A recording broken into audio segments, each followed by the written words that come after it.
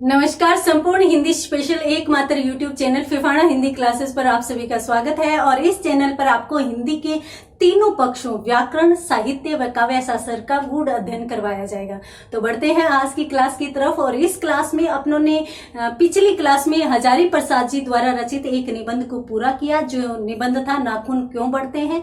अब अपन हजारी प्रसाद द्विवेदी द्वारा ही दूसरा निबंध शुरू करने जा रहे हैं, जिसका नाम है कुटज। ये भी ललित निबंधों की श्रेणी में आता है और ये भी बहुत ही रुचिकर निबंध लगेगा। तो पढ़ते हैं आज की क्लास में अपन हजारी प्रसाद द्विवेदी जी को।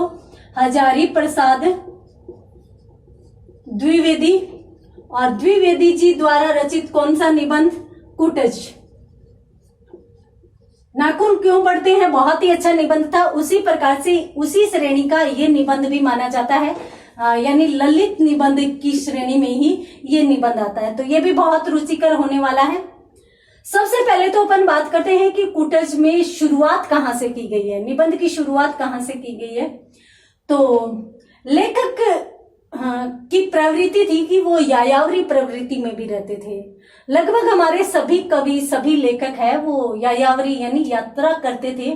कभी कहीं चले जाते थे, कभी कहीं चले जाते थे और वो विभिन्न प्राकृतिक दृश्यों को देख करके उनके हृदय में जिस प्रकार के भाव उत्पन्न होते थे, तो उन भावों को वो लिपिबद्ध कर देते थे। तो यहाँ पर भी कुछ इसी प्रकार का प्रसंग है। हजारी प्रसाद द्विवेदी एक बार हिमालय की ओर गए थे, भ्रमण करने के लिए पहाड़ों पर गए थे।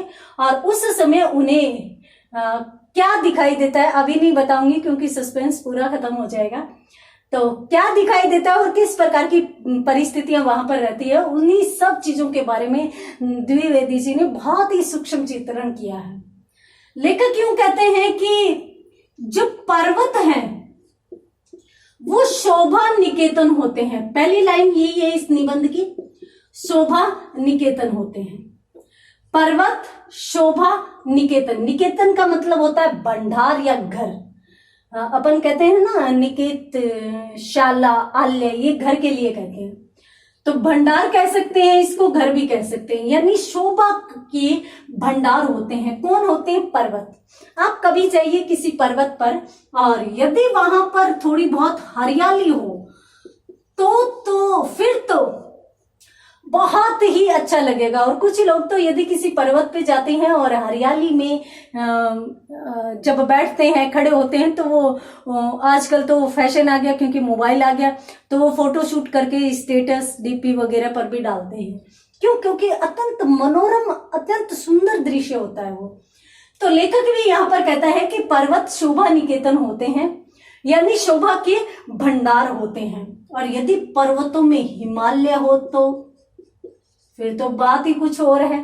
यानी हिमालय को तो अपन ने पृथ्वी का दूसरा रूप भी कह सकते हैं, या पृथ्वी की शोभा का भंडार भी कह सकते हैं।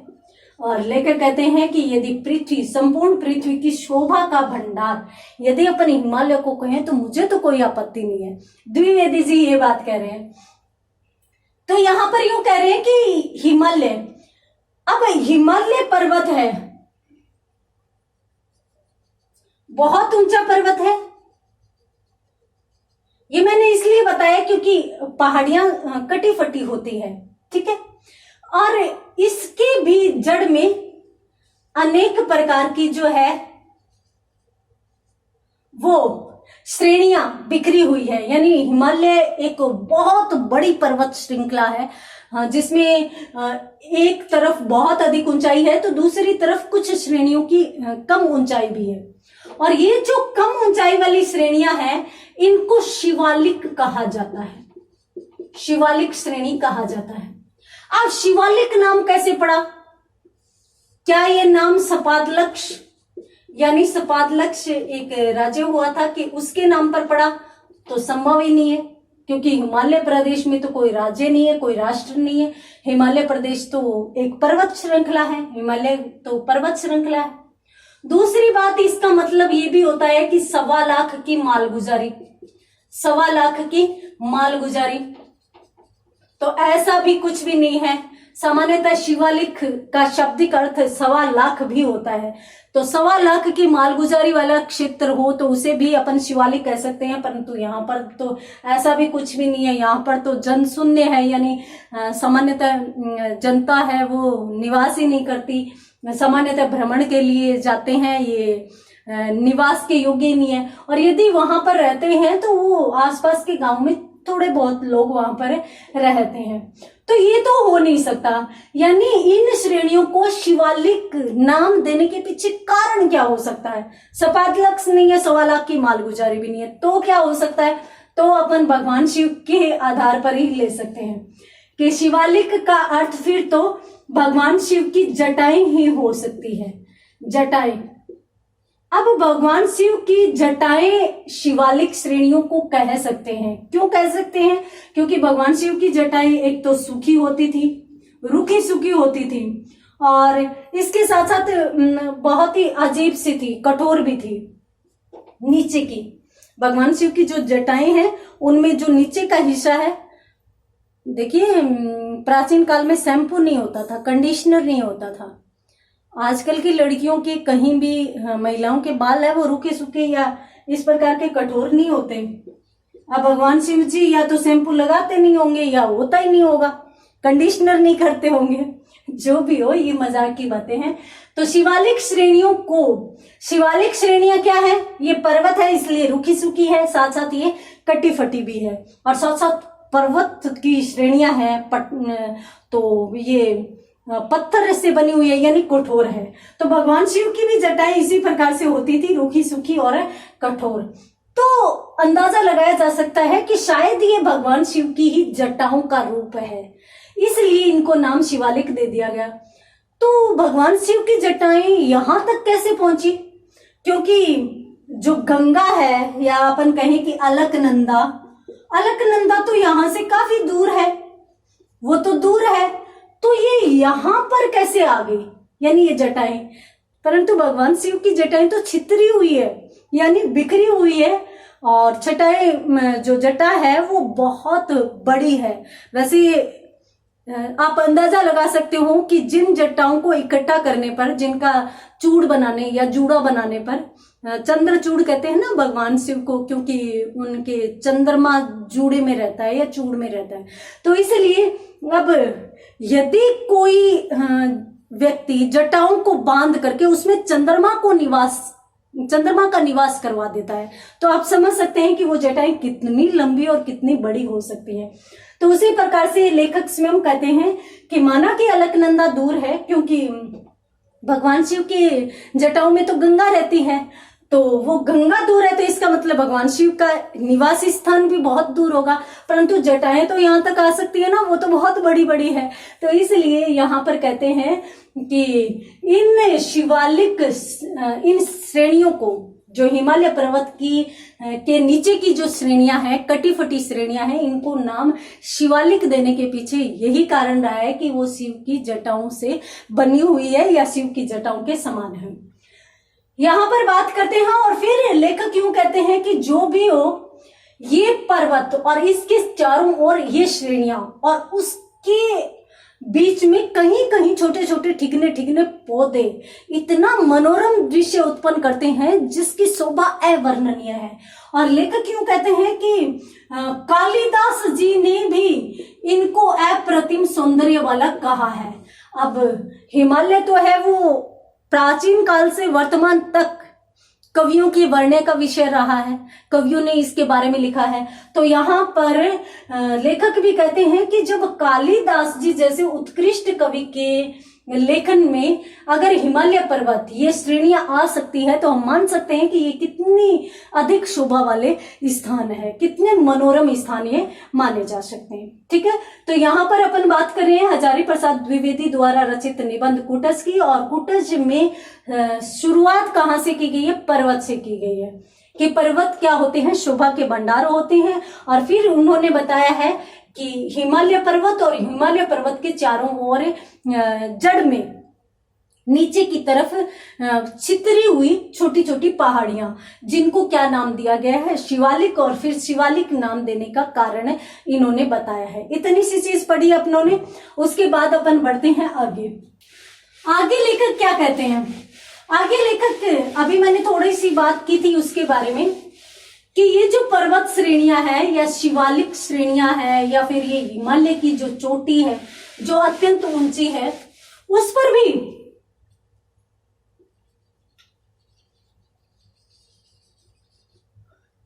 अब ये शिवालिक श्रेणी है, अब इस पर भी अनेक है वो पहाड़ियां छितरी हुई है। अब इन पे है ना अनेक छोटे छोटे पेड़, छोटे छोटे ठिगने, पौधे लगे हुए हैं।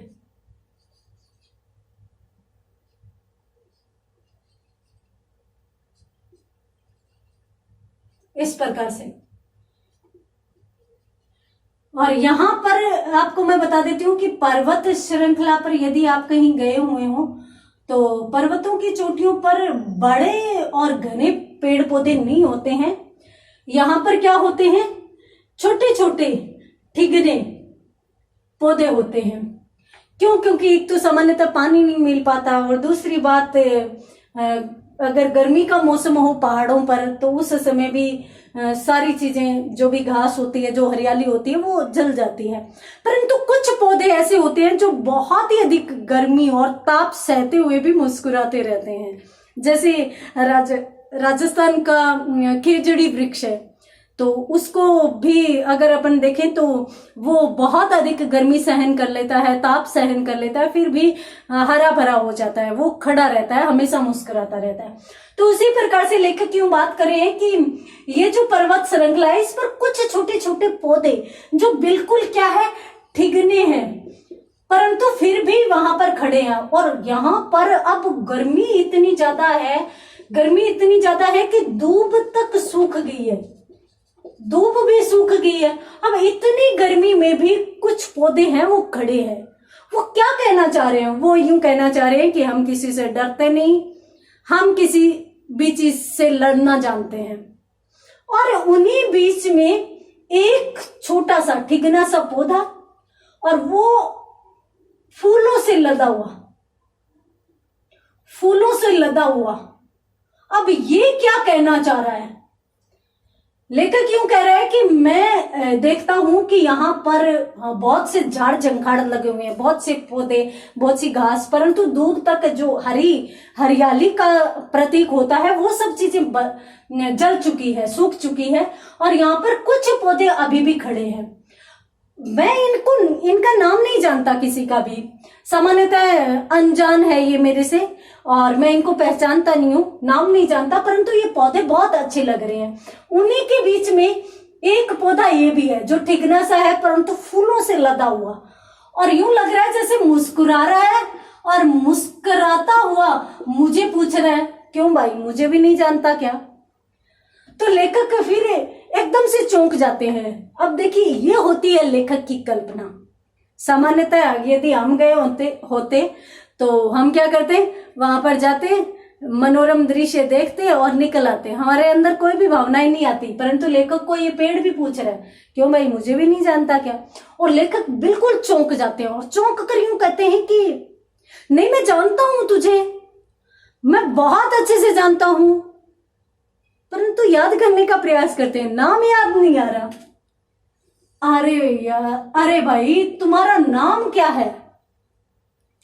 नाम याद नहीं आ रहा। तुम्हें रूप से तो मैं जानता हूं, परंतु तुम्हारा नाम क्या है? मुझे नाम ध्यान में नहीं आ रहा। अब लेखक नामों पर विचार करते हैं, इसका नाम क्या है?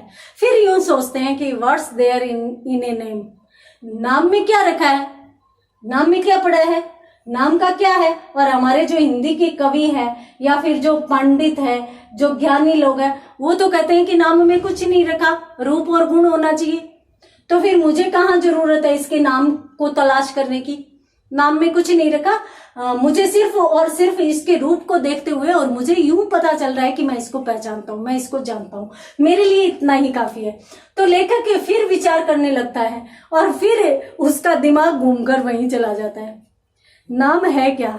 देखिए, आप किसी भी ऐसे व्यक्ति से मिलिए जिसको आप बहुत अच्छे से जानते थे। याद रखना, मैं कह रही हूं जानते थे, यानी बहुत समय पहले आप उसके साथ रहे हैं, आप उसको पहचानते थे और काफी समय बाद वो आपके सामने आता है। अब आप उसे देख रहे हैं तो आप उसका रंग रूप उसको देखकर आप उसे पहचान रहे हैं, परंतु नाम याद नहीं आ रहा। अब उस समय आपकी परिस्थिति किस प्रकार की होगी? उसी प्रकार की परिस्थिति लेखक की भी है। यदि किसी की परिस्थिति ऐसी रही है, यानी किसी को ऐसा हुआ है कि मान लो कि परिचित और अपरिचित दोनों परिस्थितियां रही हो, पहले परिचित रहा हो, बाद में अपरिचित किसी दशा बन गई हो, नाम याद नहीं आ रहा हो, तो आप लिख भी सकते हैं कमेंट बॉक्स में।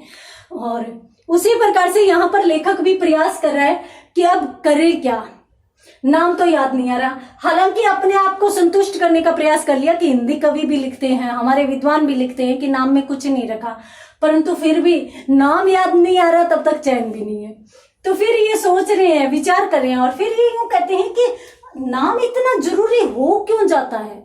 सबके सब नाम के पीछे पड़ जाते हैं कि नाम पता होना जरूरी है, नाम पता होना जरूरी है। तो नाम क्यों जरूरी हो जाता है? इसलिए जरूरी होता है क्योंकि नाम पर समाज की स्वीकृति होती है, ये समाज सत्य होता है, और ये जो रूप रंग होता है ये व्यक्ति सत्य होता है। यानी दोनों में पद और पदार्थ की भूमिका रहती है। कैसे? समाज ने इसको एक पद दे दिया, एक नाम दे दिया, और ये रूप क्या है? रूप मात्र पदार्थ है। तो पदार्थ के साथ साथ पद भी अत्यंत महत्वपूर्ण होता है। लेखक यहाँ पर विचार करते हैं और फिर यूं सोचते हैं कि अगर नाम इतना ही ज्यादा इंपॉर्टेंट है, इतना ही ज्यादा मोस्ट है, तो कुछ भी दिया जा सकता है। जैसे मान लो आप उस व्यक्ति से मिले और आप उसको पहचान नहीं रहे हो, आपको नाम याद नहीं आ रहा, तो आप उसको अरे भाई कैसा है तू, मतलब भाई काम में ले लिया, तो नाम तो कुछ भी दिया जा सकता है। उसी प्रकार से यदि कोई लड़की दूसरी लड़की से बहन या फ्रेंड, कुछ भी मतलब अन्य नाम से भी पुकारा जा सकता है। कोई बड़ा है जिससे आप मिल रहे हो तो उसको भी अन्य नाम दिया जा सकता है, अन्य नाम दिया जा सकता है, अंकल चाचा मामा कुछ भी दे दो। और आजकल तो अंकल शब्द तो इतना प्रचलन में है, किसी को भी बोल दो। और बड़े को भी ये समस्या आ रही हो कि छोटे को क्या बुलाएं, अब उसका नाम याद नहीं आ रहा तो गुड़िया बेटा कुछ भी बोल के और पुकार सकते हो। लेखक ये कह रहा है, परंतु फिर भी लेखक असमंजस की स्थिति में है। आगे क्या कहता है देखेंगे अगली क्लास में। तब तक के लिए धन्यवाद।